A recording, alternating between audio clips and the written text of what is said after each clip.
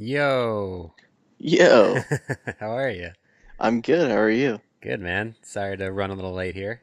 That's all right. I actually just got a phone call right at the exact same time that I saw your call coming in. Oh, So I had to, so I had to, I had to decline that. do you want to wait a minute and take care of Nah, that? no, no, no, no, no, no. It's cool. I'll call him Okay. back. We're all good. All right, cool, man. Um, How are you? I am good. Good, man. How's your How Sunday? it's good. It's actually a weekend where we don't have 1,000 things to do, surprisingly, so it's nice. I can almost understand that. I think you can. I think you can Well, I don't understand. have a baby yet, so Well, yeah, but busy is busy. busy's busy. Yeah, Yeah. weekends we work 5 days a week, so Well, there you weekends go. are. We just moved into a new place, so it's like we got boxes everywhere. Yeah. But last night we went to a dinner party with our other friends, and I was a DD, but she was the she got into a bottle of wine, so I There put you her to go. bed. That's a good hubber.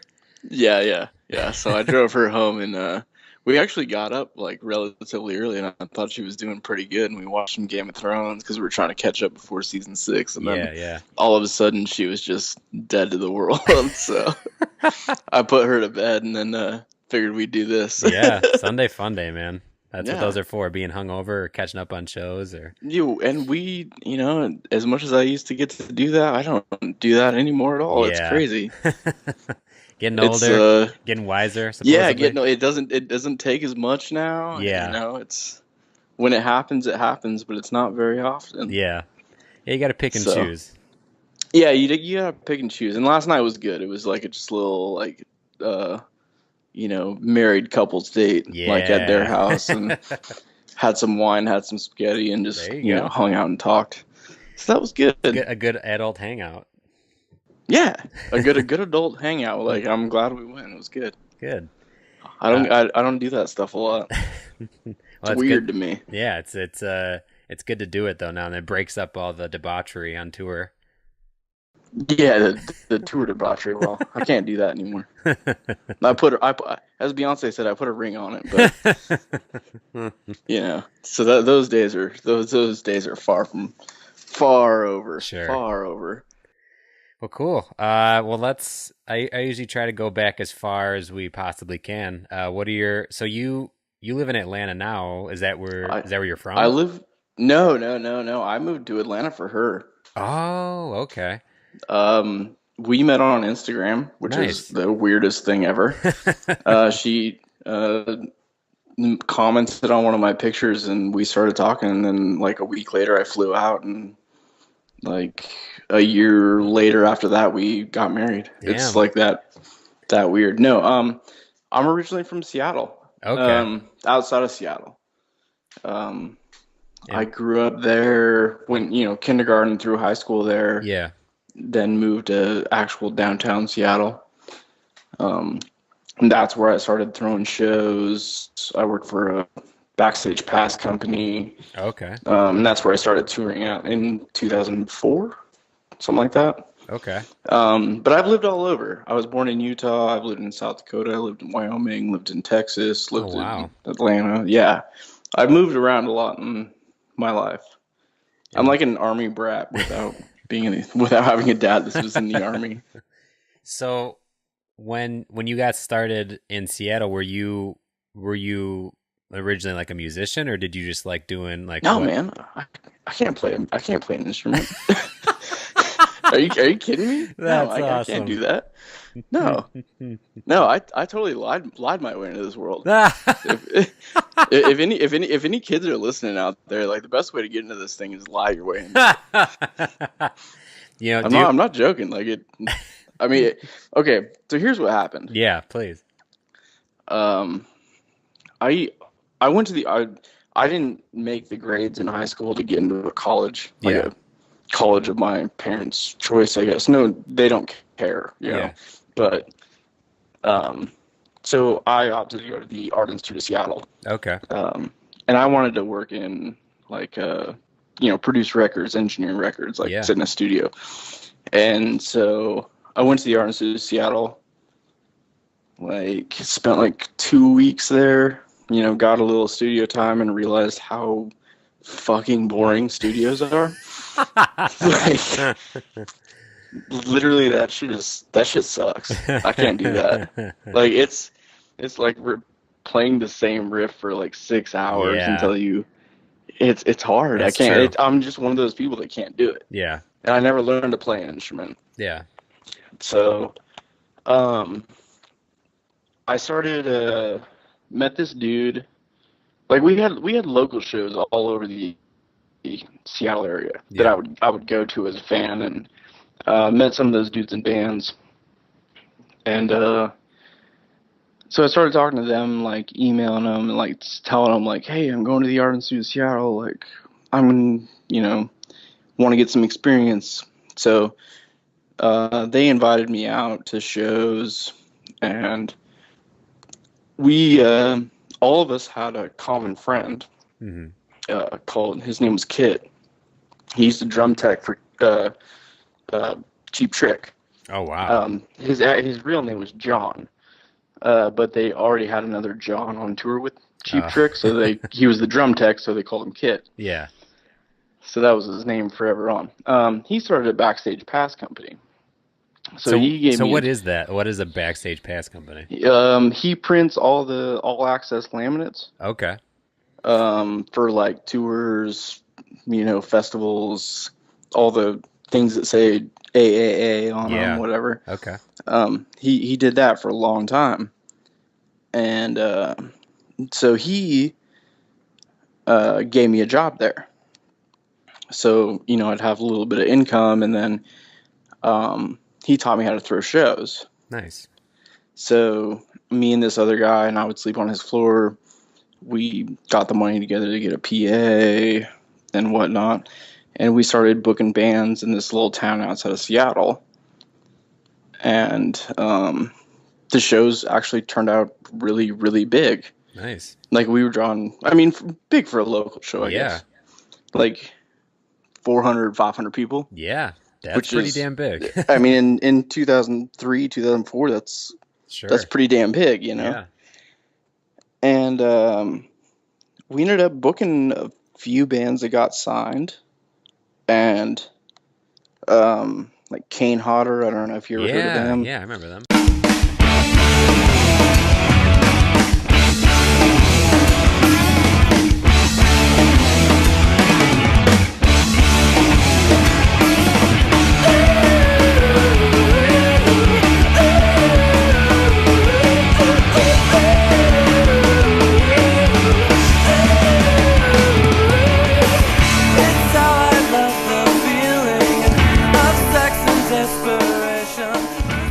Yeah, we booked it. And then Aiden was one of them, Okay. and that's how I got my first guitar tech job.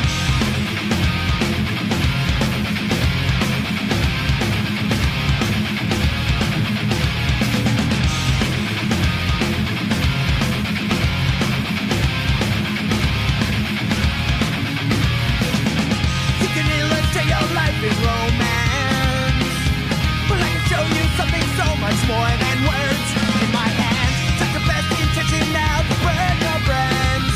This is your last night. This is your last chance. Was through him.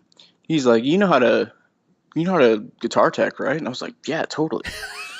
So, and he's like, well, Aiden's going on tour with this weird European band called Him, and Oh they need wow. somebody. And he's like, they can pay. They just got signed to this label, Victory Records. They can pay you $250 a week. And I was like, this is awesome.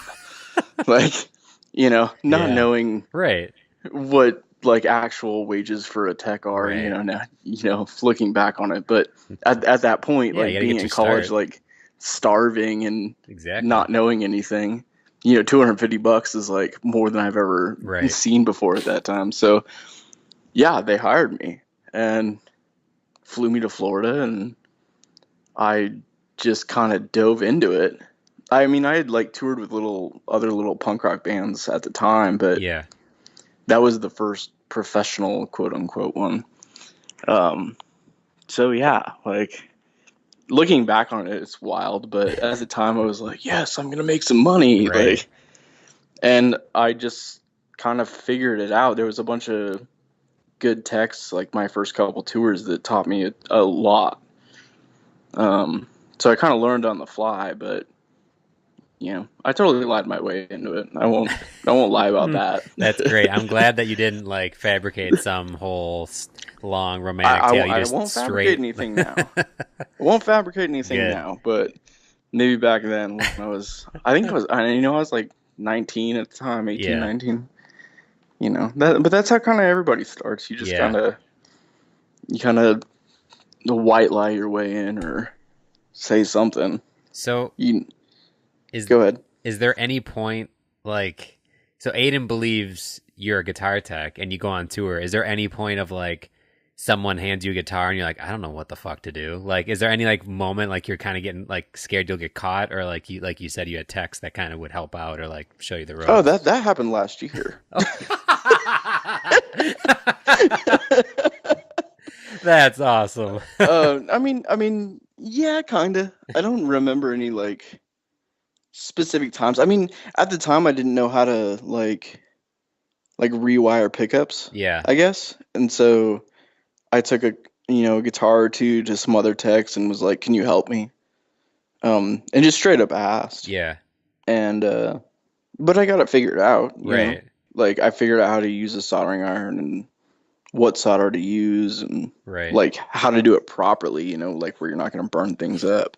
I burned my fingers a couple times, but Yeah. it wasn't bad. But I mean, even like I said, like last year, like I've taken guitars to other techs and been like, I don't know what's going on. Like, Yeah. am I stupid? Like, there's always going to be problems that Right. you just don't know what's going on, or you're just missing something or whatever. But I mean, they probably caught on, but or whatever. That's what I was gonna ask. Were they gonna be like, this dude doesn't know what the fuck he's doing? Like, why is he on this tour? Like, was anybody trying to out you or anything? No, they were super cool about it. Like, I'm sure they knew, Yeah. like that it was my my first pro tour, Yeah. and I didn't know how to act on that. Right. I think I did okay, probably. And if I was looking outside, like if I was a fly on the wall, probably not. But yeah, I did. I made it through. I didn't get fired. Well, that's good. Yeah, no. There weren't too many broken strings. There weren't too many problems. Yeah. But I don't know. It wasn't so bad. But I didn't last as their guitar tech for too long. Yeah. Like I only remember one horrible show. And that was the first show at Warped Tour. But after Warped Tour, our original tour manager and the lead singer of Aiden got in a fist fight in the middle of a bus one morning. Oh, shit. And he got fired right in front of me. And as soon as he walked off the bus, the lead singer pointed at me and says, "You're tour managing us now." And I was like, what? I don't know what tour managing is. Yes, explain to me this tour managing. Tour managing is, I mean, I don't even know how to explain tour managing. Tour managing is like, you're a babysitter, an accountant. I was going to say, you're everything. You're everything that the band doesn't want to do. I mean, you're in charge of the crew, you're in charge of the band, you're an accountant, you're a babysitter, you don't sleep, you have all the money. I don't know. I don't even know how to explain it. Any of the tour managers I've been around, yeah, it doesn't seem like they sleep. They're just like constantly They don't sleep. going. They never sleep. Yeah. You constantly hold a cell phone in your hand. You either have coffee or coffee and a cigarette in your hand. It's nonstop work. I don't know how people tour manage and do front of house. Oh God. I really don't. That sounds like a nightmare. Doesn't it? Like, it sounds awful. Yeah. I don't know.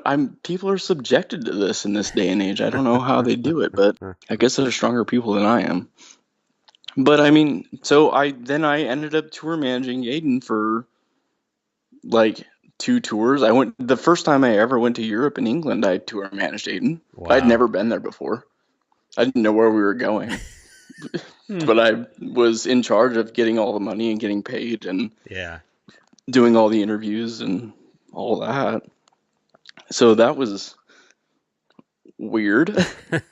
So I guess, my early touring stuff was just like you throw like a toddler in a pool, and if the toddler learns how to swim, that was me. Yeah. And if the toddler drowned, that could have been me. I don't want to make a sick joke out of it, but that's kind of how it was. Yeah. Like, I mean, and then from there, you just meet those bands' friends or those Right. bands that you tour with. And Aiden went into the studio to record another record, and I just jumped on with Chiodos, and they kind of just spiraled from there for a decade. So that works out well, because that's how I meet you. That's how we meet you. It's because we played like 2 or 3 shows with Chiodos, and you were wild. Were you teching or tour man? What were you doing on that tour? I only teched for them. I tour managed them for one show for $1,000. Damn. And it was the only time I would ever tour manage them. I took them to England for one show, and it was like one of the worst experiences of my life. Please tell me. What Oh God. I don't know if I can. Well, okay. Yeah. If you can't, that's fine. Well, no. I mean, we're fine. So obviously you know Craig. Well, okay. You know that band. So I guess the band is. So I'll start so that you don't feel like you start. So you're not on a limb. So I don't think I've told you this story, because we probably haven't had a good talk since then. But so we do those shows, and how we did those shows was, I guess Craig found us on MySpace or something. Oh no, I think he was a huge fucking fan of you guys.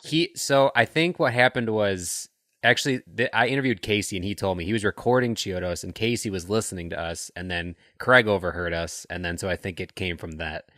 And I think initially he messaged us on MySpace. We were on another tour, and we were like, "Oh, this is bullshit. This is just somebody on MySpace messaging us as him." And then I was like, sorry if I sound a little hesitant, but like, can you just give me a call so we know this is legit? And then he calls, and then we're like, "All right, this is sweet."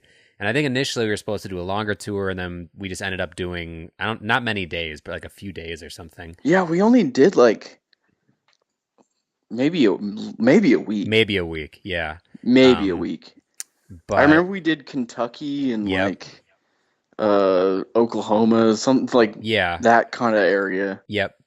And what what ended up happening from that, which ends up being funny. So we do those shows, and then that was basically it. And then I think every now and then we'd hear like, "Oh, we're being considered to do more with them," and then nothing would happen. And then we go on tour with Fear Before the March of Flames and Heavy Heavy Lolo. Love those dudes. Yes, absolutely one of our most favorite tours. And Adam Fisher is one of my favorite dudes in the world. I could see you two kicking it. Yeah, he's dude. Great. We did kick it. We toured in Drop Dead Gorgeous together. That's awesome. I'm actually going to try to get him on sometime soon. You have to. But so on that tour with them, Andrew, our keyboardist, he was wearing the Chiodo shirt he got from that tour, like the entire tour. And everyone is giving him shit the whole time. Like Heavy Lolo especially is like, "This fucking guy, look at this shirt," and just busting his balls the whole time. And he still wore the shirt. So for any of those guys in Chiodos who like, what ends up happening afterwards, like, just know, like, he wore that shirt the whole time when he got shit on wearing it too. So what ends up happening is we play some house party in, I don't know, like the middle of nowhere, and somebody's recording on their phone, recording a video, and Danny from Heavy Heavy Lolo, who is the guitarist, he's like famous for just being naked all the time and being an absolute madman. And at some point, people are like kind of holding him up, like body surfing him, and he's just like posing.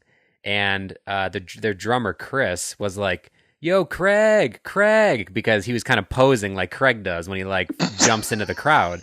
And so he was like, "Yo, Craig, I love you, man, Craig." And the video just keeps going back and forth between those two basically the whole time. And then it just ends up on Chris, and he's like, "Craig, I love you, Chiodos." And that's the end of the video. And I think the video was called "I Love You, Craig" or something. Now what comes of this is we get a call. He saw it, didn't he? He did. we got a call from our manager after the tour. I'm driving home with my wife now, my girlfriend at the time, and I get a call from my manager. He's like, well, we shit the bed with this one. I'm like, well, what are you talking about? He's like, well, Craig saw some video you guys making fun of him, and he's pissed off, and his manager called Galia, our booking agent, and now we're never going to tour with them again. And I was like, what are you talking about? I don't even know what you're talking about. And so we go online to find the video. We're not on tour. We're not even together. We're not hanging out. I was with my girlfriend, and we go on YouTube to look at this video. This video is what I just explained to you, but two of our guys, Matt, I think Matt and Andrew, or Matt and Adam, maybe the three of them are in the room, in the background of the video. That's it. They're not making fun of them. They're not doing anything, but they're hanging out. And he saw him. They're hanging out with the guys because we're on tour with them at this house party. He must have seen this video because there's no way anyone else saw it. They had like 6 plays or something, but because his name was in the video, someone found it for him, or he found it. Then he gets pissed and sends it back to us, and now we're like on the blacklist of touring with Chiodos again because guys of ours were in a video that happened to be poking fun at him at this house party. That's it. And we were just like, what the fuck? What? So that was how our relationship began and ended with them, evidently, because that's all that we ever did. We played those shows. You guys played those shows, and that was it. Me and Grady had a great time. Yeah. We loved hanging out with you. Like, everyone we talked to was super nice. And actually on that tour, another thing happened, which we should have actually been pissed about. I'm sure. Craig was there was a show. So we on our first album, there's a song called Tracy's Buns, like a goofy acoustic song. Yeah. Okay.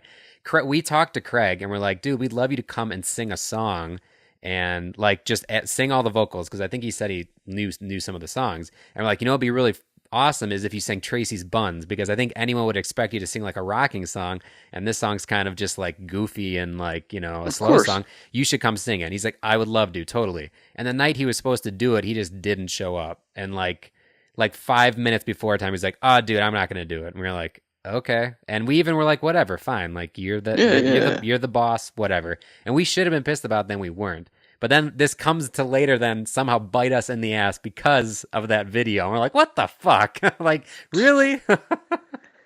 I mean, this podcast is about to turn into just it's going to be like just ripping him apart. I mean, you know what I did? Like, I started out working for him and that band. And it's not even the band. I don't want to get the band involved. Right.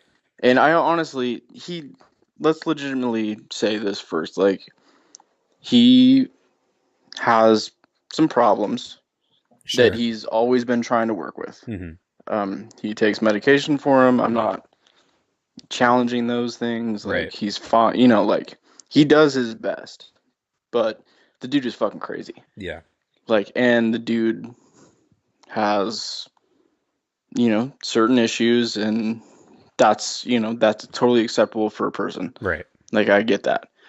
But the dude is crazy. And my mistake was after Chiodos still working for all of his bands up through drugs. I kept making that mistake. So I think I could write a book on just him. Like, I really do. Yeah. Like, I mean, there's been a time where I've taken his, at the time, girlfriend off a bus where she overdosed. Jesus. Because she was mad at him. To the hospital, I had to call her parents. There was the time he told a video camera at the Staples Center in LA that I'm so fucked up on Xanax, I can't even speak. And then he went out and tried to sing lyrics to Chiodos songs where Kobe Bryant shoots free throws and couldn't do it in front of 20,000 people. Jesus. I mean, the dude's it's just bad. Yeah. Like, and the last time I was on Warped Tour, people, like, I mean, it was so bad that security, like Warped Tour security and people like had to pull me away and put me on a tour bus, and because he was dating somebody on Warped Tour. Yeah. And so he was there for the LA shows. They had to pull me away, put me on a bus until he got to where he was going, so we didn't encounter each other. Yeah. Like, I used to be so close with that dude. Yeah. You know, I had a breakdown. That dude was the first person to email me and say, "Hey, are you okay?" Yeah. Like, but things for like 5 years just circled and swarmed, and it just ended bad. Yeah. You know, like I guess one of my favorite memories of that dude is I was in Germany, and there was a show, like a big show poster. I think I still have it somewhere. That I took from the venue and carried back to the bus, and I walked on the bus, and it was all dark, and he was sitting there on the couch, and um, I don't know if he was fucked up or if he just woke up or Yeah. whatever. And he's like, "What are you doing?" I was like, "Oh, I just got this show poster. You know, I was gonna put it in my bunk so I can, take it home." And he's like, "Do you want me to sign it?" I was like, "No." Like, No, I'm good. just taking a souvenir home. You Yeah. know? Like, I mean, it was. I have so many memories, and like, Yeah. I can't discount that band, like, Yeah. because I was with them for a long time. Sure. You know, I have some very, very, very good memories from them, Yeah. but most of the bad ones are also from them and him. Yeah. You know, so Well, you but said you're with them for like 10 years or something? I wasn't with them for 10 years. I mean, I did. There's a song. I did the whole Bone Palace Ballet run. I did all the Cinematic Sunrise tours. Mm-hmm. I did the first two Drugs tours. I mean, That's a lot. yeah, it was a lot. Like, I spent a lot of time with that group of people. Yeah. I mean, obviously you're switching people in and out, but Yeah. it was crazy. Like, I did 2 years with Chiodos for sure. And then I just went wild and went from band to band to band, you know. Yeah. I think when I met you, we were pretty close to quitting. Like, me and Grady were pretty fed up by that point. Yeah. Like, obviously we didn't want to be in a van, but Right. but I mean, yeah, I mean, it was a wild time, like, and I just don't know why I let myself go back out with drugs. You tried to shut me down. Today was the day. You tried to shut me down. Be honest. Did you ever mention my name? Did you get sick of the shame? Did you learn your back? Be honest. Did you ever mention my name? Did you get sick of the shame? Did you learn your back like a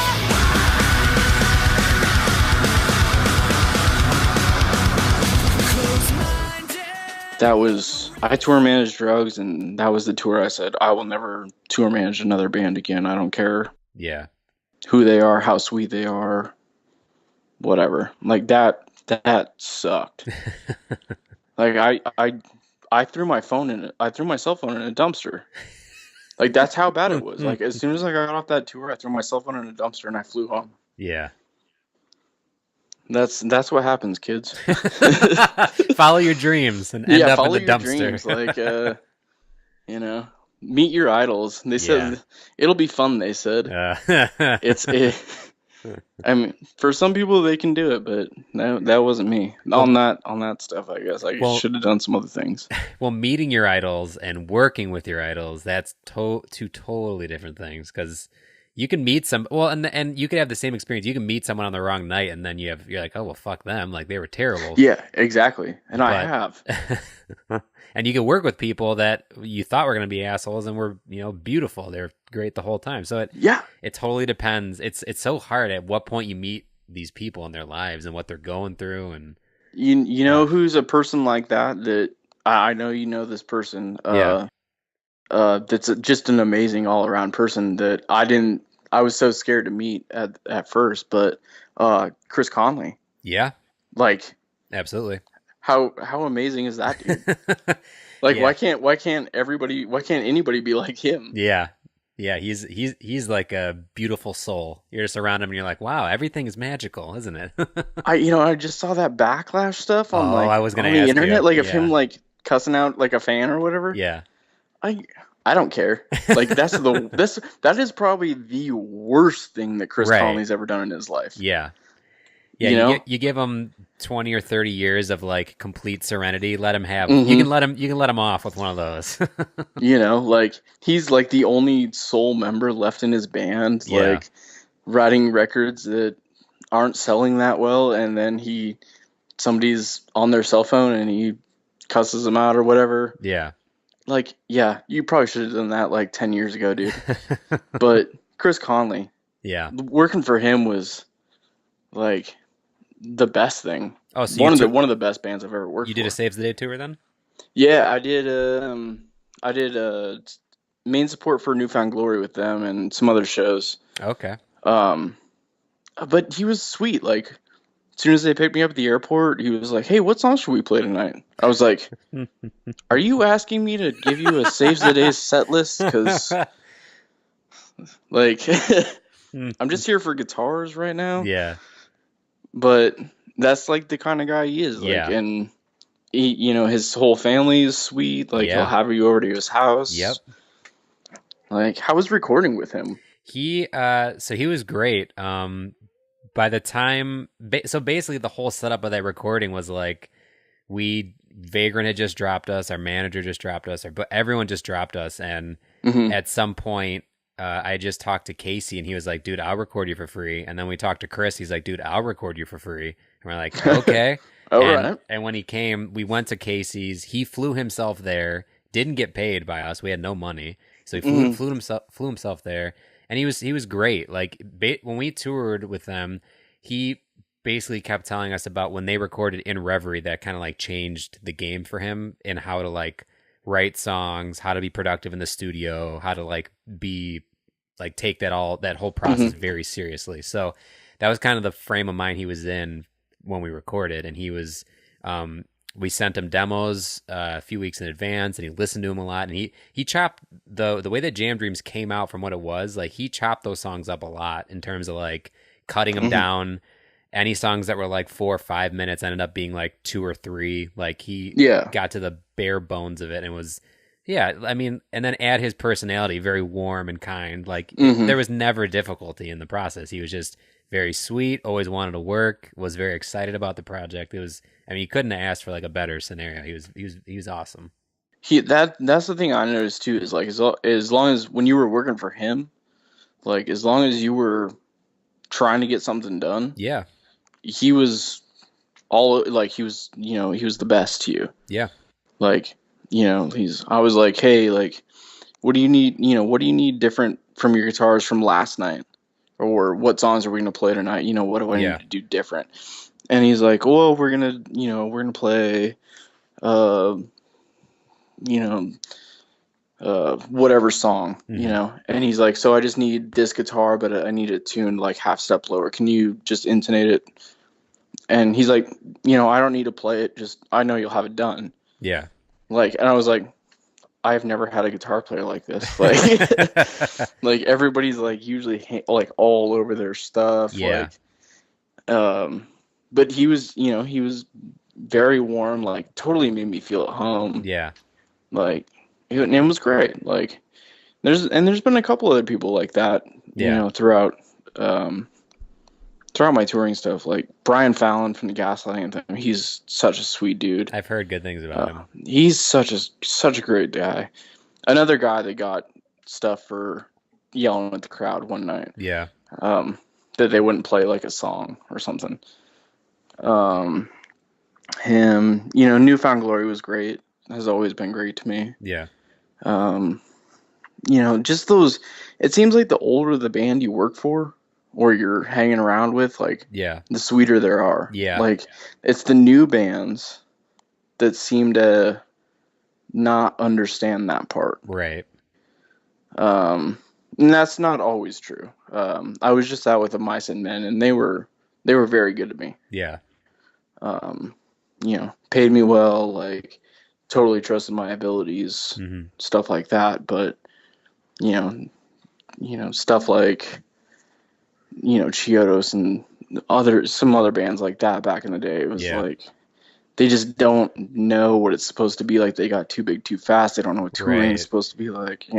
Well, and part of that problem too is you get that big, no one's telling you no, so you can Yeah, act essentially any way you want, yeah, and still someone exactly. will want to work for you or want to like take that on.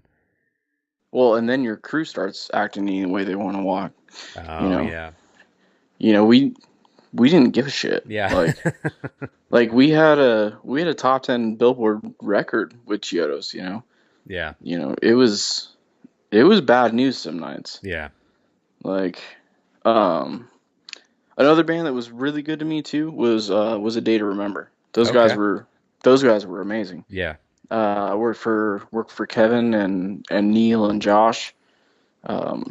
Those guys were and are still amazing to me. Like, still talk on Facebook, whatever. Nice. Love those dudes, and they just put out a single Paranoia, and it's fucking great. I don't know if you've heard it. No, I haven't yet. It's very A Day to Remember, but Yeah. it's a real good song. But yeah, they took me around. So what would you say is like kind of the process like when you get a tour like is there any kind of production or preparing on your end for when you get an offer for a tour and you're like, right, yep, I'm going to do this? Or is it basically you just get yourself there and it's more the work is on the tour? It kind of depends, really. Um, Like, are you researching the band, listening to the songs, getting an idea? Or is it just like that it really doesn't apply to you to yeah, know the songs that well? it depends on how fast the tour is going to happen. I Okay. mean, you get those tours where, let's say somebody's just fired somebody, Oh, okay. or, like somebody had to cancel real fast, Yeah. and you have to leave like tomorrow or the next day. Mm-hmm. I'm just kind of packing all my stuff, and yeah, I'm definitely listening to songs, Yeah. um, see what it's like if I don't know the band, Yeah. like, but um, other than that, I'm kind of just guessing, like Yeah. I'll try and get management or whoever to send me a stage plot or Okay. whatever they're using, what kind of gear they're using, Mm-hmm. which is, if you're talking to a manager, they don't really understand that. Like, or they'll send you like a 3-year-old stage plot that's not like entirely new Yeah, exactly. that they haven't updated. But that's just for like a quick one. With if somebody emailed me today and said we have a tour in 3 months, Yeah. um, it's kind of like, all right, and I'll throw a basic number at them Mm-hmm. and be like, this is my rate per week, and I need this per diems, plus you pay for my flights, Yeah. and whatever else I want. So is that easy to do now that you've done it for long enough? Because I feel like when you work, like, It's yeah, when you first start, it's hard. yeah, I feel like even now when I do even stuff that's not musically, if someone's like, "Oh, can you just do a quick like video or graphic design, like any kind, like, oh yeah, just let me know how much you want me to pay you." I'm like, I don't fucking know. Like, you're my friend. Like, this is Yeah, awkward. yeah, it's really awkward, especially when you've been recommended by somebody, Yeah. because you feel like you have to give them a break. Right. But um, I learned in the last, probably 4 years, you just don't like Yeah. you throw a number out, and then they're gonna send a number back no matter what. Right. Um, So they're never and if gonna you really don't like take your that, first offer. They're gonna kind of like lowball you a little well, bit. they might. Oh, okay. I mean, it's happened. Yeah. Nice. I mean, with Of Mice and Men, they actually hit me with a higher number than what I was even going to offer That's awesome. before, and they were like, well, you have to share hotel rooms on day off. We know it sucks, but that's just gonna be the way things are. Yeah. And I was like, I've been doing this for 10 years. I've been sharing hotel rooms with like 5 people. Yeah. I was like, okay. But I mean, it happens Right. to where, people will just say, okay, that sounds good. That actually happened with my original Chiodos offer. Yeah. Um, which actually probably was too low, but at that point, Right. um, but you just have to do that. Like if they come back with a lower offer and you can't support yourself or you can't pay your rent or pay Right. whatever you need to pay with that money, you just say no. Like it's not going to be worth it. And then you also have to understand that you have to pay, like, I've never gotten like a tax refund. Like I Right. have to do a 1099. Ah, those are the So worst. you have to understand that you got to save 30% of that paycheck Yeah. to pay your taxes. So if you take 30% out, are you still making a profit? Right. That's where things come in. That's where a lot of people don't think about. Um, Yeah, those are the worst. those are the worst. 1099s. Especially because at the time you're like, well, I need all of this money. I could use every dollar of this money right now. I could use every dollar of this money. You know, I Ugh. would love to take my wife out on a date and show her that I do appreciate her. Yeah, yeah, You know, um, or pay for something for my daughter or right, whatever. But yeah, I mean, it's a weird process, and there's no like set like rules or negotiation right, for it. And nobody ever teaches you that. right. Just another learning the hard way scenario. Everything about tour is learning the hard Yeah, way. yeah. Like if So that's what I was going to ask about that too. Is like for now that you've done it for all these years, say someone's listening and they're like, I'd love to get on the road, be tour managing or teching or just some production side of it. Like, are there mhm. things that you would tell young naive Dakota like, all right, this is Oh the shit man, you got to know, and not there's so many. There's so many. what were some of those? I mean, you could easily list all of them, but are like what's definitely like, all right, you need to know this. Um, save money every tour. Yeah. Like I mean, learn how to make a budget, like a Okay. real like Excel budget. Yeah. Like pay your rent, pay your health insurance, pay Hmm. your car insurance, pay your groceries, pay your 30% 1099, Yeah. and then after that, figure out how much you have left, and then save that. Put that in an account that you don't touch, Yeah. and then every tour do that. Like I was bad about that. Yeah. I'm still in debt. Like Yeah. and, I'll probably always be in debt, and that shit sucks. Yeah. Um, but let's see what else. Buy more comfortable shoes. That's the stuff you don't think It's, about.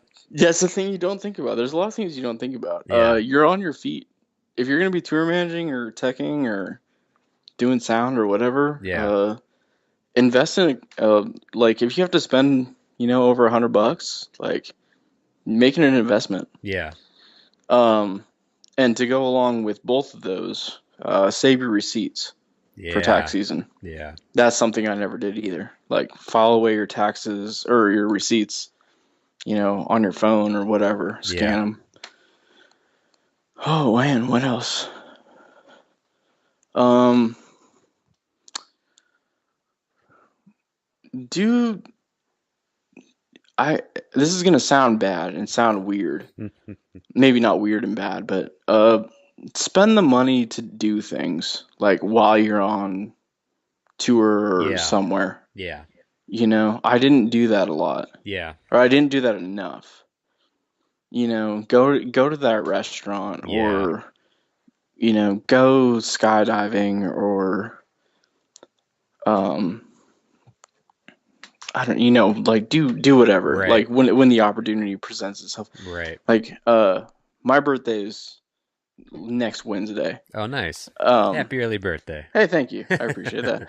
Um my wife is spontaneously taking me to New Orleans to eat at my favorite restaurant That's awesome. uh next weekend.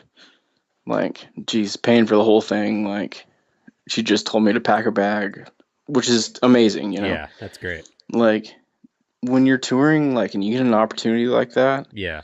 like, as you grow older, um, you get married, you have kids, like it gets harder and harder and harder. Like Sure. if you're touring, it's probably going to be the easiest time of your life to do Right. that stuff. I Right. mean, maybe you can't do everything, but you know, go do it. Yeah, That's what I would say. I'd agree with, especially on that one. That was something that like whenever we tour, because at the time it feels like, well, I'm going to do this for like 10 more years. So the next time we come to Denver, we'll do it then. Yeah, And then exactly. somehow you just end up never doing it again. You're like, well, shit. Yeah. Just Then do it all of when a the sudden your opportunity band, presents itself. all of a sudden you don't have a manager. All of a sudden you run out of money and you're never in Exactly. Denver again. You know, Exactly. Yeah. like I completely understand that. So Yeah. yeah, do stuff while you can. Yeah. Like make sure it's within your budget if you can, Hmm. but don't go crazy. But do it while you can. Yeah. Um, Do you have any good, like, because you've been on the road with some heavy hitters who probably make a good, I mean, if you're on tour, like, I mean, it's not like you you don't have things to take care of. Like you said, you have to put away money for bills and stuff like that. But like you're getting per diems. Typically, a lot of times the venues will just feed you, so you're just kind of like holding on to that money. And a lot so, of times, unless you do drugs like I used to, unless you do a lot of well, so drugs, there's that. But unless you have an addiction problem, yeah, but if you're which many people have. so that's a way to spend your money. But That have Yeah, I mean we like with when I was working with Finch, those dudes like Alex from Finch is the guitar player, yeah, is a chef. that's awesome. Like he's totally culinary trained, went to school for that after Finch broke up the first time. Worked in a couple LA restaurants. So when we were out doing the what is it, Burn anniversary shows, Yeah, all those dudes are food addicts. Like go to the restaurants. yeah. Like eat all the food you can. Like we went to David Chang's, Momofuku, Cachone in New Orleans. That's where I'm going this Oh, weekend. nice. Um, just we went to. That was like the goal. Like Yeah, it's like we're here to play a show, but since we're here for 2 days, let's go to some Michelin star right, restaurant. Like if you're gonna pay for a meal, it's better to eat this than the McDonald's. right. And I think that's definitely an older thing. Like going out on Oh tour yeah, when you're older, absolutely. like, all right, let's eat some good food. Who cares? Yeah, the show, Good whatever, food, yeah. whatever. Let's go to a legit restaurant and eat. Like that's an exciting part about visiting town. It's not like, oh, let's go Hmm. to this fucking bar and get hammered. Let's go. Oh, let's do this thing. It's like, nah, I have some culture now. I want to eat a decent meal. Yeah, eat a decent meal. Um, getting hammered, that's all well and good too. Like we people on tour do love their dive bars, Yeah, that's true. but yeah, getting a good meal like that you'll always remember. Yeah, Like yeah, there's that, and that turned me into wanting to cook. That taught me to cook, like yeah, being on tour, like, and that's what I love to do now. yeah. Just cook at home for my wife. I mean, I love it. I That's love awesome. food now. Yeah, I see pictures you'll post of the food you're eating. I'm like, damn, man, that's one thing that like anytime I'm like, so my wife and I will do plated, Hmm. and she'll do it most of the time because I'll be like, all right, let me give this a whirl, and then I pull up the recipe and it's like mince and onion. I'm like, what? What the fuck does that mean? Like, I told her I need the dumbass book for cooking. Like, instead of saying mince, like cut up very tiny bits. Like, whatever the definition of that word is, like, tell me in the most simple terms how to do this. I should get with Alex from Finch and we should write that cookbook. Please, Like, because you have an audience right here. I would love that book. just like the newlywed couples Exactly. cookbook, like for cooking at home. The dumbass cookbook, and I'll that way you can Mincing explain. basically just means make it really small. Yeah. You know, just make it like every part as small as you can, but Yeah. make it about the same size, Yeah. and you'll be fine. It'll So, taste fine. so that's what I mean. I don't need to know what that word means. I need to know how do I make this meal good. And as soon as I hit a roadblock, I'm like, oh fuck this whole thing. Like I can't if I don't know this Fuck it. word, I don't know to do the next thing. Like it's all downhill. Mac and cheese again. Like I hate that I don't know how to cook and I need the dumbass cookbook. We could ride the Domas cookbook. I think that would be fun. Please. I mean, I think it would be fun. Like my wife, when I met her, she doesn't know how to cook. Yeah. God bless her heart. Like, she can do everything else in this house. Yeah. Like, she runs this house. Like, yeah. I'm an idiot. Like, you know. But when I first met her, she didn't know what the other buttons on the microwave meant. Sure. Like, to do, that. And then she met me, and when we first started talking, she's like, "What's your favorite food?" And I was like, "Duck breast." I was like, if I was in jail, that'd be my last thing, duck breast. So I came and visited her out here, and she went to all the grocery stores in our area and finally found a duck breast and managed to cook it for me, and it was very, very good. That's awesome. Yeah, it's probably the sweetest thing a girl's ever done for me. Well, I mean, besides flying me to New Orleans, but same girl. But like, I was just like, she's a vegetarian. She doesn't eat meat. She doesn't touch meat, and so she cooked me duck breast. Yeah. And I'm like, why did you do this? And she's like, well, I'm in love with you. And I was like, well, I'm going to marry you. All it took was a well-cooked duck breast. Yeah, but now we have a huge kitchen. She's like, that's your domain. I'm not going in there anymore. I did it once. And that's awesome. So, yeah, I mean, we could write the dumbass cookbook. That would be fine. Please, you got one buyer of it. I just want 10% for the idea, and then after that, I just want one version of the book, and then we're golden. I'll sign it for you. You can. And no, I'll come to get it from you. Wait. Can I rephrase that? Do you want me to sign that for you? I'll hold it in front of you, wait for you to look up at me and go, do you want me to sign this for you? And I'll say, yes, I do want you to sign this. I do. Yeah, absolutely, I do. That's perfect. So, okay. Yeah, go ahead. So I was just gonna say, so those are some good like tips of like, what you would go into touring now if you were to start over again, the kind of stuff you'd be prepared with. Like, what other sides of that world from now that you've done it for a long time are there like surprises or things that like someone, if you were to tell somebody who doesn't know about the world, or like, again, talk to, new into the world Dakotah, like, this is something you would not expect to be a thing, but expect this, like, this is, I don't know, like unexpected parts of touring full time or being in production? Well, first off, it's more mentally challenging for everybody than it is physically challenging. Yeah. I fully believe that, most everybody could do the work, like the physical work. Sure. Like, and that's just, if you can lift 50 pounds over and over and over, that's fine. But mentally, it gets crazy. Yeah.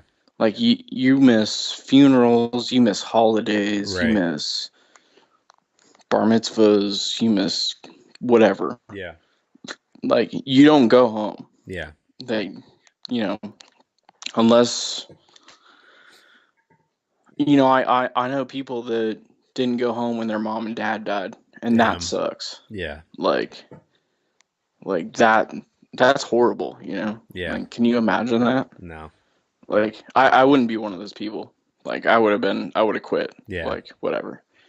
But if you leave tour, you quit. Like, somebody replaces you. Yeah. And that's just how touring is. Like, you're not like a household name. You're not anything crazy. You're not, you're not a superstar. You're not the person that's selling out the arena. So if you leave tour, you're just getting replaced. Yeah.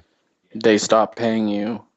And, if you leave for a death in the family, it's understood. It's not like people are going to hate on you, but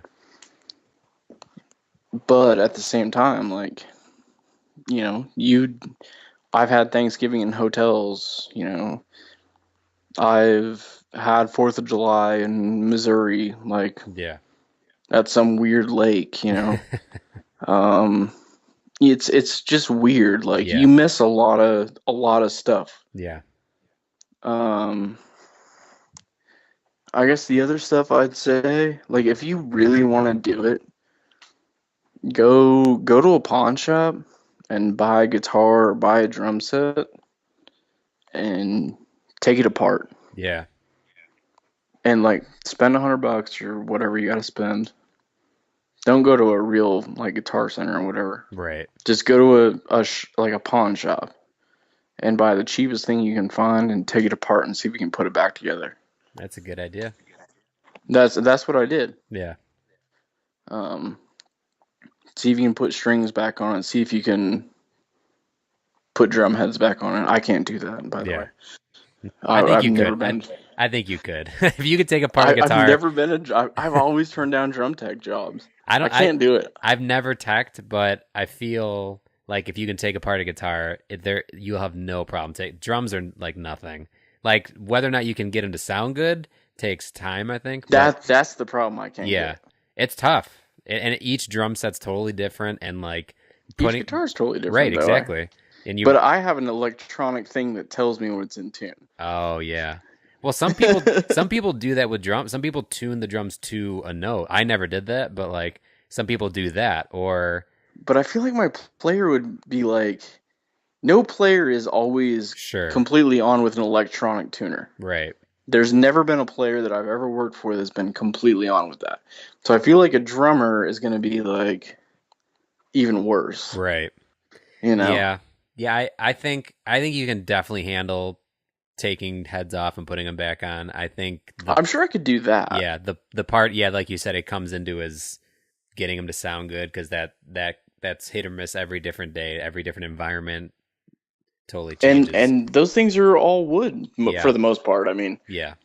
And with wood, you change every city you go to. Right, exactly.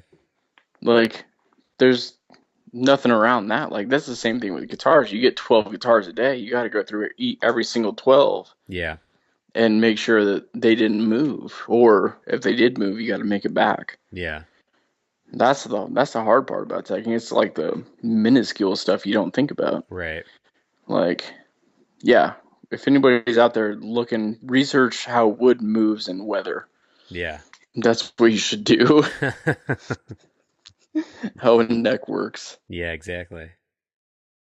So now how long, so you said you started in like early 2000 or 2004, was it? Or 2004 initially with those local punk rock bands. Yeah. I would be working with like those bands that we worked with that we would throw shows for. They were touring. Sorry, I can't talk. Touring up and down the West Coast. Yeah. But when I wasn't with them, I'd still be working at the pass company. But we would take those passes to Seattle to shows that were on tour, like Cyndi Lauper or Oh wow, 311 or whatever, and we would just walk backstage. Yeah. Because we would just print like 3 extra backstage passes. Nice. And just walk backstage, and that's how I kind of got like a vibe for, how backstage works, because it's a very weird world. Yeah. There's a couple people in charge, and you just stay out of the way and just act normal, and yeah, as long as you have a pass, nobody's going to kick you out. Security can't do anything. Right. They throw one person out, they have to throw everybody out. So yeah, go ahead. I was just gonna say, or what do you see now as like mistakes that someone can make that would, like, I mean, obviously if you're a rookie you're gonna make mistakes, but like, or what are the things that you see people do that you're like, oh, that shit gets you kicked off tour, or that gets you fired, or your name gets tossed around badly between bands? Like what hurts you in that world? Wow, that's I mean, because that's a small world. It's surprising. It's a very small world. So yeah, with how many bands are out there, we could, between us two, we could probably name 200, 250 bands. Right. From if we spend the next 15 minutes, those bands would have techs. Right. Everybody, it's like high school. Yeah.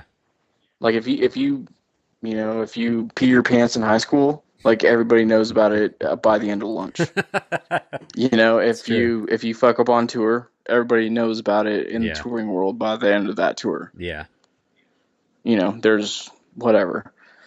The first thing I would say is like bands, in my opinion, this is totally my opinion. Yeah. So feel free to disagree with me. Bands need to stop hiring their friends. Yeah, I could see that. And I don't mean that in a mean way. Yeah. I mean, I got my start off with my friends. Right. You know, so it's kind of hypocritical for me to say, but it's, you know, not everybody's ready for touring. Yeah. Not everybody's ready to do that job. I mean, if you can't pay anybody and you got a friend on tour with you and he's helping load gear, then, you know, great. Yeah. But if you're that band that's in the position that can pay somebody, you know, a couple $100 or whatever, Yeah. then, you know, hire somebody that knows what they're doing for a couple $100. Yeah. You know, pay them. And your shows will be much better. Yeah. And, you know, whatever. As far as guitar techs, stretch your strings. Yeah. I know it sounds like stupid, obvious advice, but if you stretch your strings before the show, you want them to break in your hand. Yeah. Like, you don't want them to break on stage. If they break in your hand, you can just replace them. But if once they get on stage and they break, then, you know, you had a bad show. Right.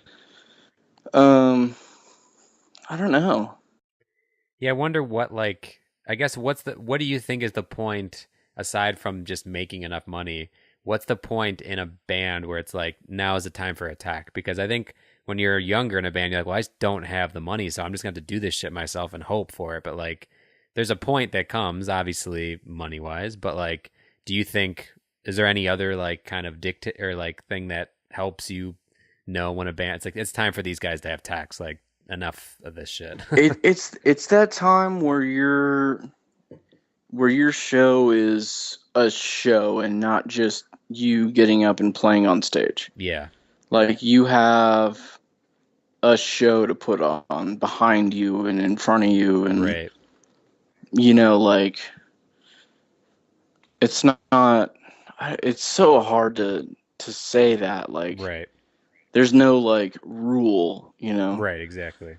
But at the same time, like, when you have a show and you have enough money, when you have enough money that you can pay all your bills, pay all your crew, and come home with money to pay everything else and have some money to spend, that's when you should have a crew. Yeah. But you have to believe in paying well, which I don't think the music industry is agreeing with right now. Yeah. I mean, the payment for Texas, it's so low. Yeah. It's you know, low ball offers everywhere. It's crazy. You're either like in the lower echelon or the very arena upper echelon. And is that, there's no middle class in touring professionals. And is that because, like, is there an argument from those people or from management? They're like, well, look, we know, like, your job, like, you know, anyone could tune a guitar. So, like, is that the idea that they're trying to, like, basically demean Absolutely. what you do? Absolutely. Yeah. I mean, there's always somebody that will undercut you. I've been undercut on jobs I wish I could have had for, you know, last 7-8 years. Yeah. You know, and it happens. You just have to get used to that. That's just part of the job, I guess. You have to know that somebody else is going to come along. Yeah. But, like, it sucks. Like, you know, there's a band that you really want to work for. Like, I can remember a certain band that I got an email from. I sent in an offer. I was super excited. Yeah. Like, and I thought I sent them a good offer, you know, like, I was going lower than my rate. And then the next day they emailed back and they're just like, oh, well, somebody else and said they can do it for about $100 less. And you're like, fuck. Are you fucking kidding me? Yeah. And that means, like, at that point, that I can't eat, I can't pay my Right. bills, I can't do anything until I get another job. Right. So then I have to start taking my rates lower. Yeah. And then at some point, after you start taking your rates lower, you have to realize that you're cutting it close. Right. Like on what you can afford. You can't go out, you can't spend as much. Yeah. It's a weird world with techs. Like every single tech will stab everybody else in the back. It sucks. Yeah. Like we're all friends. Right. I guess. Like I mean, competitive. We're as close as we could be. Yeah. But when it comes to a job, if we can get the money, right. we'll do whatever it takes to another tech. Yeah.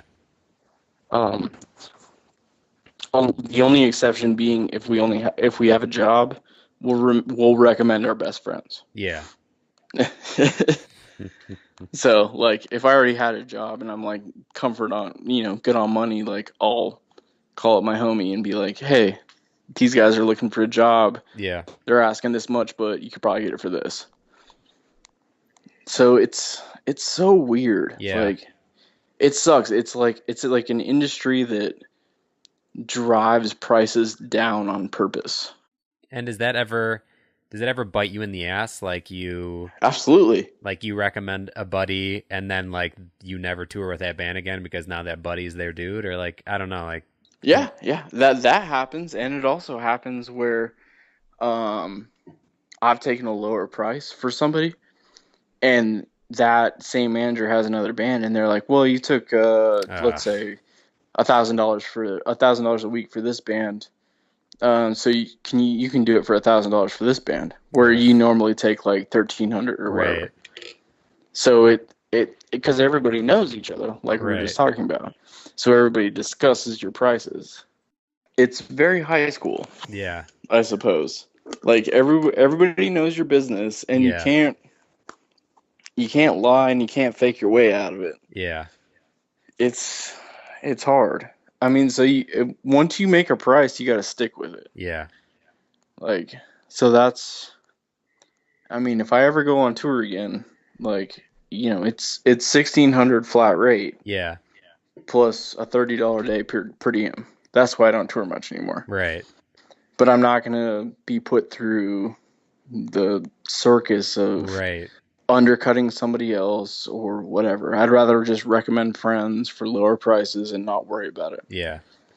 I don't need to do that. I think that's like an adult / mature thing to get to a point where like, look, like this is my amount, and touring isn't just like, go out and hang with the buds. Like that's fucking work, especially on that side of it. So it's like, here's my amount. Here's what it costs for me to be away from my wife for this long and family and dogs or whatever. Like, I'm not gonna change that just because I want to hit the road. Like, you stand by what your principles are. I think that shows maturity, especially if you can do that. That's exactly what it is now. Like, back when I was 18, 19, like, let's jump in the van, like $250 a week. Yeah, like pay me that. Like I can get some teriyaki chicken, But, now like you realize like it's not a game.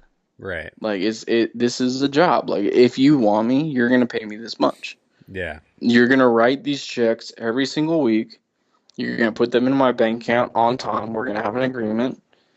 And I'm going to come and I'm going to do my job, which I am very good at. Yeah. And your band is going to have very good shows. Yeah. And that's our agreement. Have you come across, like, because you just said you're going to cut checks and they're going to be in my bank. Have you come across being like, how does that work? So you've agreed to it. Like, have you ever had it then you're on tour and like money's getting fucked around, or like you're not getting paid, or you have to be like jump off a tour because of that? No, I've never had to jump off tour. Like, I've never had to, like, I've had to call, like, when I was in Europe and stuff, and, like, I guess maybe Wi-Fi or whatever wasn't working Yeah. so well or whatever. I've had to send emails and be like, hey, like, I was supposed to get paid, like, a couple days ago, not seeing anything in my bank account. And they're like, oh, you either need to do this or we'll try again, and then it's there. You know Oh, what I so mean? never maliciously though. Never Never like. maliciously, Oh, no. okay. Okay. Not like that. But yeah, I've always gotten paid. I mean, business managers, they have to uphold to Yeah. pretty much the upteenth cent of the law. Yeah. Otherwise, you can sue them pretty easily. Yeah. I mean, and I guess that's another thing people should know is there's no contracts really. Like we Oh, don't sign contracts. see, that's So surprising. I would think you would. you would think we would, Yeah. but we have it's all email based handshake agreements. Yeah. There you go. The only contracts I've ever signed are um, you can't say anything on social media or in public about this band. Like for that tour or ever? Forever. Wow. Yeah. There was a band I did with we were on Good Morning America and Regis and Kelly, and this happens a lot. Like it's like your Linkin Parks, your Rolling Stones, Yeah. your huge bands. While you're working for them, you have to sign a no sign or no speak clause agreement. Yeah. Which is kind of wild the first time you do it, but you understand like. Yeah. But what would I ever want to say about Exactly. them? Like I don't care. Yeah. But hey, Chiodos never made me sign one, so I can talk about them freely. Now they'll regret it. Doubtful. I don't even know what they're doing. Yeah. I don't know what. See that he just plays like house shows every once in a while, which is weird. But Yeah. I mean, not good for him. Not not hating. Yeah. Well, and what's funny too is like I was talking. I interviewed Kurt, who he used to sing for Dance Gavin Dance and A Lot Like Birds. Kurt Travis? Yeah, Kurt. I just interviewed him the other day. I love that dude. Yeah. He's weird. He's a weirdo. Love that dude. Him and I share a story. Like whenever I think of him, we randomly did karaoke in Austin, Texas, and I would hate to do it ever again. Like that terrifies me. I could be on stage playing drums with a band, but I don't ever want the attention fully on me for any reason. So Yeah. whenever I think of anyone in the music world or whatever, like I always have one memory attached to them. So for you, it's being on tour with Chiodos and you playing the David Lee Roth only vocals to Van Halen during soundcheck, and we were like rolling, like laughing so hard. We're like, where does anyone get this shit? Like, how do you even find this? Oh! Oh, yes! Yeah!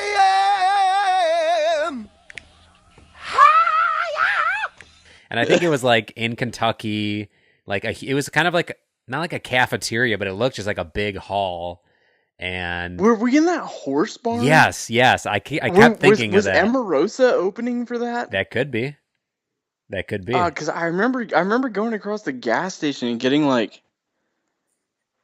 big like 40s for some reason, and walking back to this horse barn. Yeah. Like, I don't know why, but Yep, it was definitely a horse barn show on that tour. it was like like a weird horse barn. Yes, I remember that so well. And then you guys popped on David Lee Roth's solo vocals, and we were just dying laughing. It was so funny. That was, you know what? Like that was Grady, probably mostly Grady, but Yeah. Grady and me, like when you're with a band in a van that you Yeah. just don't like, like you band together like Yeah. Lord of the Flies, and you just kind of figure like the things that make you laugh out. Yeah. I don't know. Oh man, that takes me back. Yeah. Well, and that's funny. That was That's funny too, because that's almost the opposite. So to me, we just assumed, oh, this is like a big inside joke with like the Tex and the band, like they're all homies, and this is like funny to them because we we never really had sound guys or crew with us. Every once in a while, a buddy or two. But like when we did Warped Tour, we had Hmm. our buddy come and do sound, and he would always fuck with us and like put when we'd go up, be about to go on stage, and he'd put some ridiculous song on that we might know about or we wouldn't know about just to make us laugh. So that was like, oh, this is like we're in on the joke. But now that you say that, that's like you guys just like we're like fuck this. Like we're just gonna make ourselves laugh. This is for us. Yeah, and that happens a lot. Yeah. Like, there's a lot of concert fans that don't really realize there's a lot of jokes going on. Like Yeah. my friend, my little brother. He's not related to me. I call him my little brother.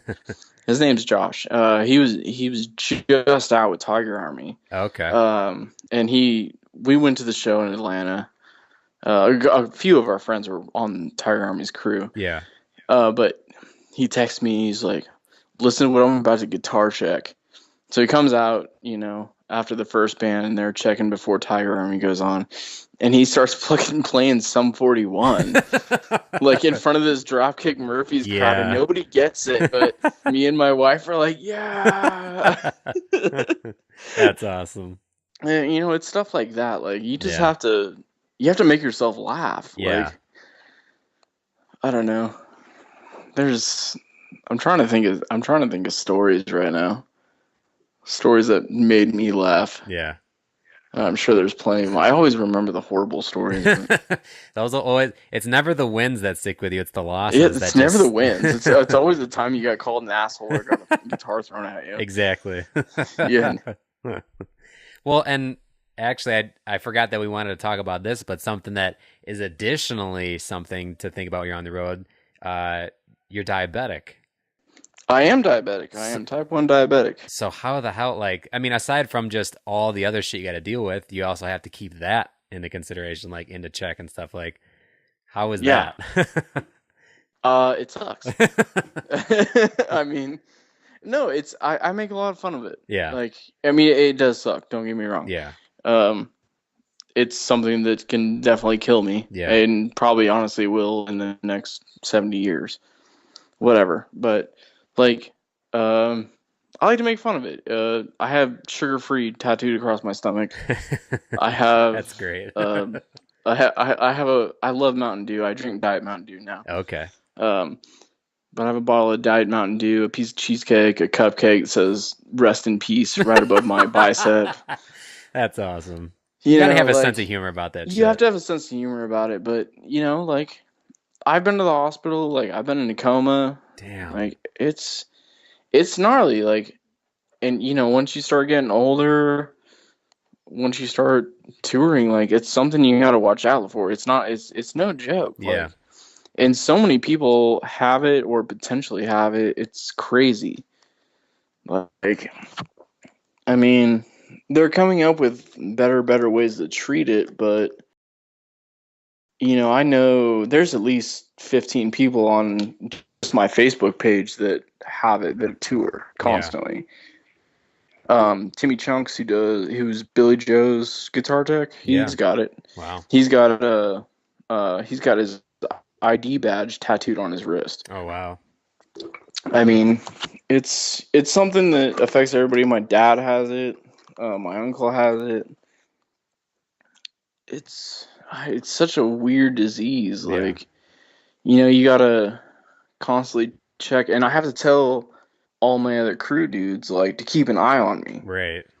Like, I have to be like, hey, like, I know it's 10 a.m., but if I'm acting drunk, you need to check my blood sugar. Damn. Or, you got to make me take a shot, or even if I say no, or whatever. Like, it's embarrassing. It's super embarrassing. Yeah. Like, I have to pee a lot. Like, I'm actually wearing an insulin addict for life shirt right now. Like, it's crazy. Yeah. Like, I take 4 or 5 shots in the stomach a day. I prick my fingers. Like, it's weird to tell people that you see your own blood every day. Right. Yeah. Like, it's, but you have to stay alive. Yeah. And to do your job that you promise people so you get that paycheck, you have to keep yourself going. Yeah. And I've gone to the hospital on tour, and it's scary. Like, it's the fucking scariest shit ever. Yeah. Like, you don't want to do that, but you know, but unfortunately my pancreas doesn't work. You Out know. of service. You can get a tattoo where your pancreas is, just put out of service or like. Yeah, you know what I wanted to get? I wanted to get little skee ball targets, so when I like shot my insulin, like I could score points. That's awesome. That I felt like that would be awesome, but the tattoo guy wasn't so stoked on it, so he didn't want to do it. I haven't gotten tattooed in like 6 years though. Maybe Yeah. I'll do it. Well, and that also, like, aside from you having to, have a good rapport with the band and production guys, that's like another level of like, listen, guys, like, we're friends and this is a working environment, but also I have this health thing and I need you to keep an eye on me. So like, I feel like immediately, not to say you're going to love everyone or be family with everyone, but like, I feel like that's immediately like, we have a connection because you have to look out for me. Actually, yeah, it does. Like, I mean, because that's a really personal thing. Right. Exactly. Like, I mean, and a lot of people, once I tell them, are like, well, I have this. It's not as crazy as diabetes, but, Right. like, but they're like, whatever you need, like, we're going to do. Yeah. Like, we hired you and we're going to keep an eye on you and all that good stuff. Like, of Mice and Men, they were the best. Yeah. Like, they were so good about it. Always keeping an eye on me. Like, if they felt like something was going on, they wouldn't even tell me. They would tell our tour manager. Yeah. So they wouldn't have to like argue with me, because if something goes wrong, sometimes I get argumentative to other people. Yeah. Like, I'm like, I'm fine. Yeah. And people are like, you're not fine. So they would just go to the tour manager and he would check on me and we would do whatever. Yeah. So those guys were great. But I mean, it's happened, like, and I found out really early, when I was with Aiden. One of their, I won't say the name. Yeah. But one of their guitar players liked pain pills. Okay. Which, somebody in most bands likes something. Yeah. You know what I mean? We were in England, and unlike America, they have socialized healthcare there. Right. And so he was like, "Hey, go tell them you have a toothache and you need to get some pain pills." Oh shit. And this is when I was TMing them after the tour manager fight. Yeah. So I was like, "All right, whatever, So I went to the little urgent care clinic, whatever they call it in England. And I'm sitting there, and they're like, "All right, before we give you some medication, we're gonna do some tests, whatever." So they took my blood sugar, and the lady comes back, and she's like, "Did you know you're diabetic?" And I was like, "No." Oh shit! That's how you found out? That's how I found out. So wait. You have Aiden and pain pills to thank for finding out you had diabetes? Technically, yes, yeah. Wow, what a fucking turn. I'm sitting across the Atlantic Ocean, and so I went back and I was like, I'm diabetic, and they were like, and I was like, oh, and they didn't give me any pain pills. So this was all for naught. Yeah, so it was all for naught. And I was like, I gotta go home. And at the time, I knew my dad had it. Right. I didn't know anything about it, but I knew my dad had it. So I flew back to my parents' house and stayed there. And I've had a few bad instances with it, like where I've ended up in the hospital. But yeah, that's how I found out. Straight up. So up until then, you never had any idea or any, like, I don't know, feelings or like visits where like, this might be a thing?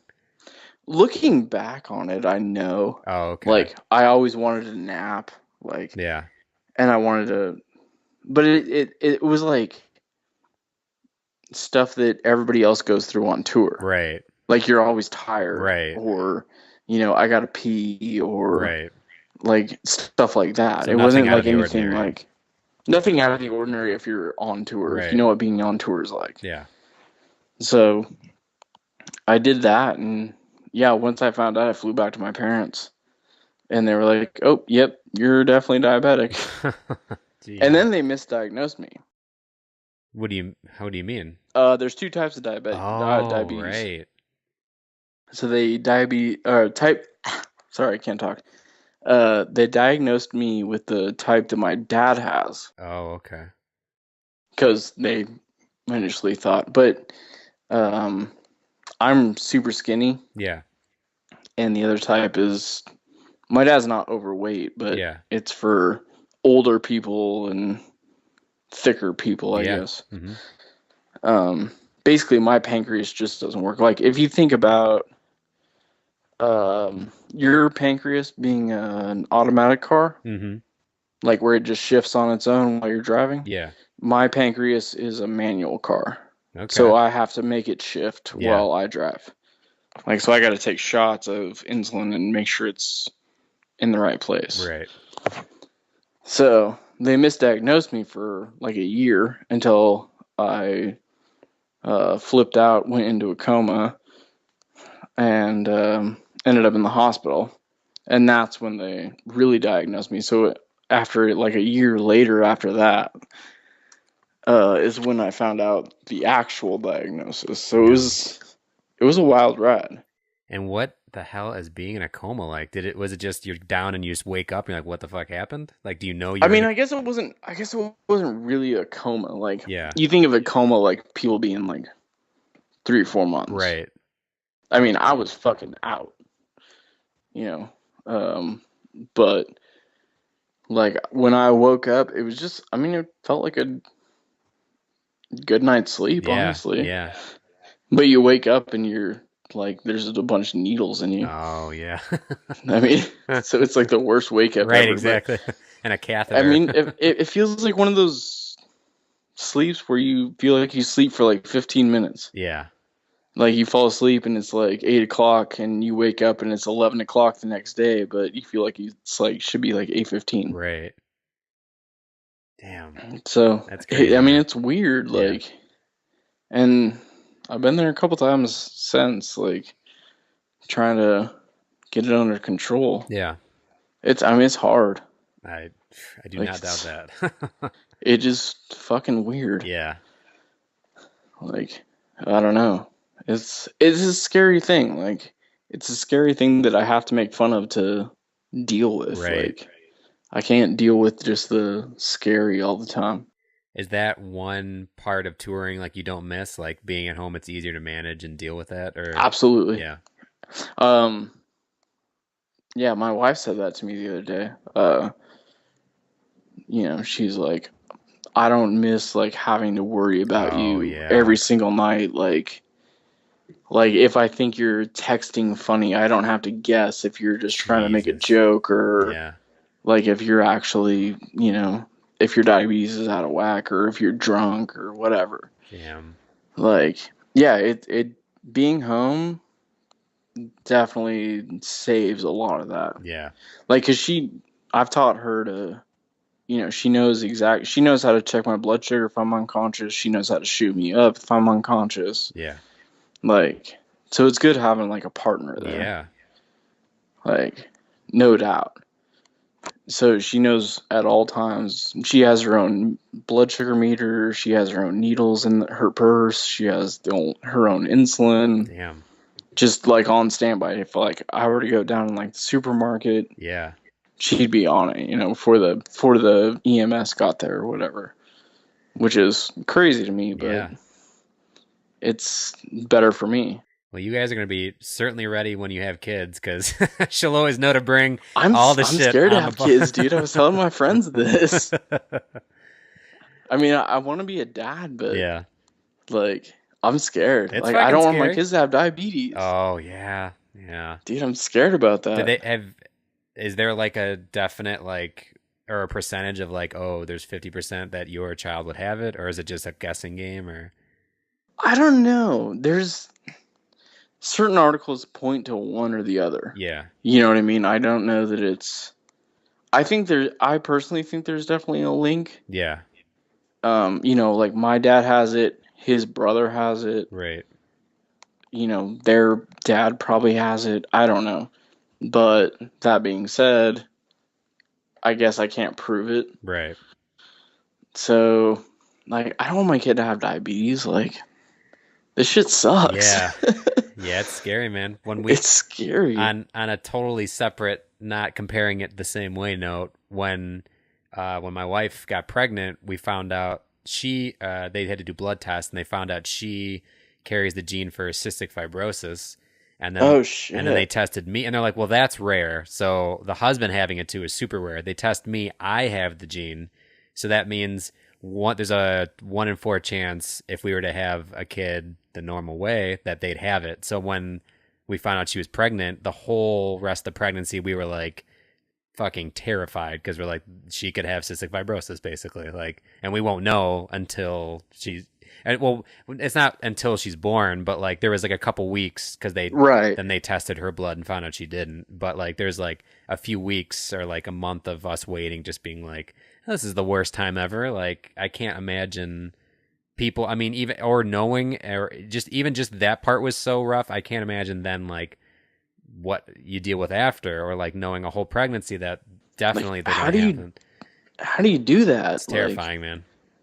Like, that's like, I feel like right now, like I'm going to turn 30 next week, right? You turn the dirty next week? I'm 30 on the 30th next week. Man, the golden one too. Congrats, the golden birthday. That's a good one. This is what I'm feeling like. Like, I feel like I first started touring, but I just married my wife. Yeah. Like, we're just starting a life. Like, we just got a bigger place. Kids hopefully in the future. Yeah. Like, I don't know anything. Like, it's just like your touring life, man. You just gotta get thrown into the water. It is like I'm just rebounding, like at like 18 years old. Yep. Like I didn't know anything about guitars, and I hope, it's so scary to me. It's the same thing.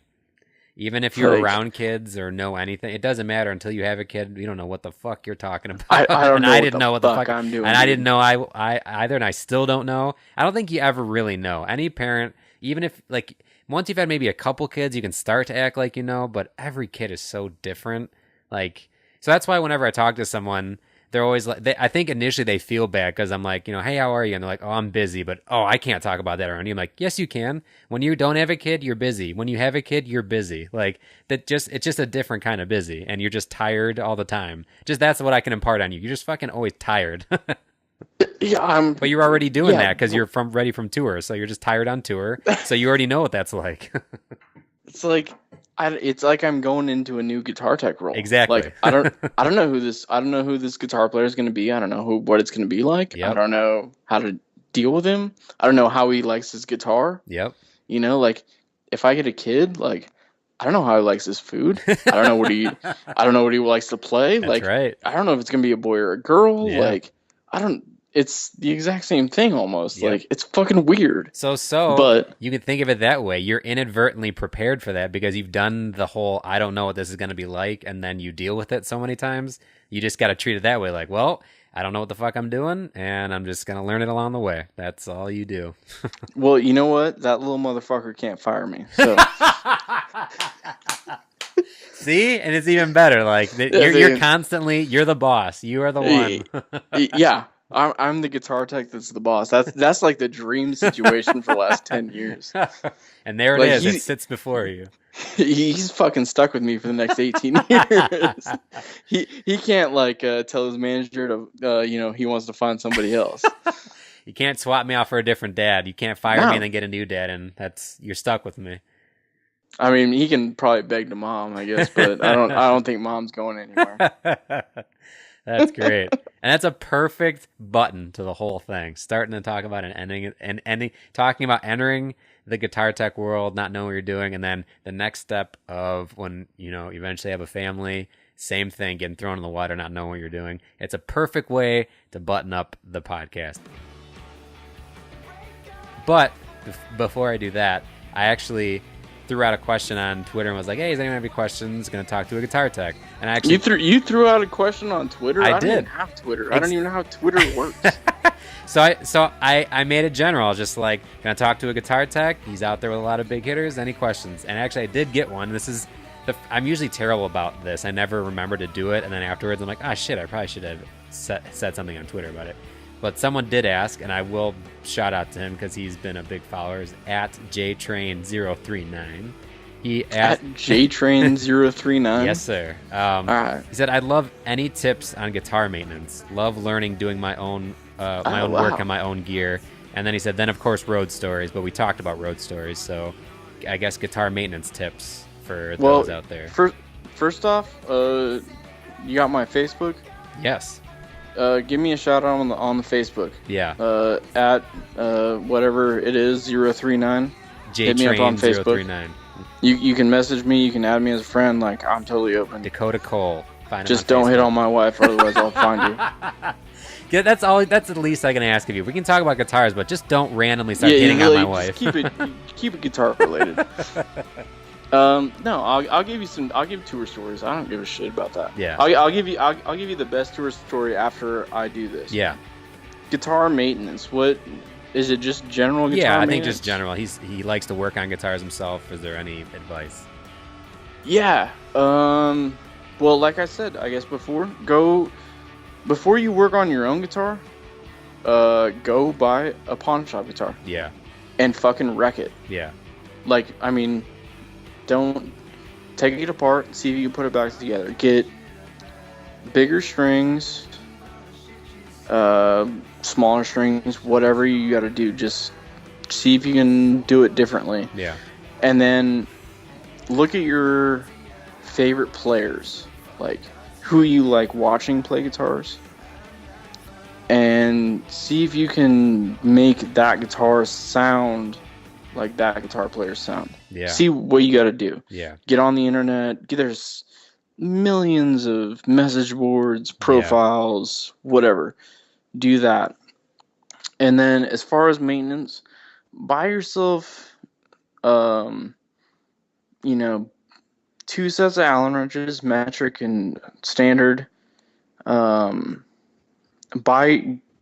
Research. This sounds totally funny. This is the best tuning tip ever. Big Ben's nut sauce. It's the greatest thing ever. It helps so much with my tuning. I apply that in the middle of shows. Okay. And just stretch your strings, man. Yeah.